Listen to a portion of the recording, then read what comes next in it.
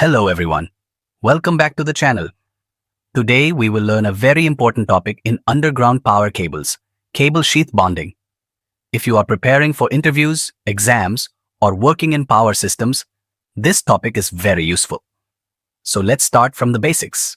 When we connect one end of an underground cable sheath to ground and keep the other end open, voltage can be induced at the open end. If the cable length is short, the induced voltage will be low, because the sheath impedance is low, so the induced voltage remains small. But during a fault condition, a large voltage tries to appear in the sheath. The voltage at the open end may cross the safe limit. This can damage the insulation, and insulation failure may occur in the cable. For a short-length cable, the sheath impedance is low, so the voltage may still remain within the safe limit even during a fault.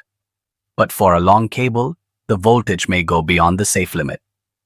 Now, if we ground both ends of a long transmission cable sheath, significant heat loss can occur due to circulating current. In a long cable, the sheath resistance is also higher, so circulating current produces more losses. So we cannot keep one end open, and we also cannot ground both ends directly. The solution is to cut the sheath at the midpoint. Then we ground the sheath at the middle point.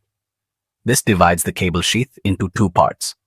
The outer ends of both halves are kept insulated using SVL, sheath voltage limiter links. In this way, the voltage at the open ends is limited because the cable is divided into two shorter sections. This method is called midpoint bonding of the cable sheath. But for very long transmission underground cables, midpoint bonding is not enough. If the cable length is very large, midpoint bonding can still produce high sheath voltage, which should be avoided. In that case, we use the cross-bonding method. In cross-bonding, the sheath of the three single-phase cables is cut into three nearly equal sections. Then the sheath of one phase is connected to the sheath of another phase in a transposed manner at the cut points.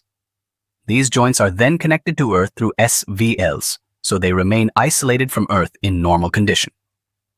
The sheaths are directly grounded at both extreme ends of the cable. As a result, the induced sheath voltages in the three phases cancel each other, like in transformation theory. The total induced sheath voltage becomes nearly zero. This is called the cross-bonding method. If this video helped you, like the video, share with your friends. Subscribe for more power system topics. See you in the next class.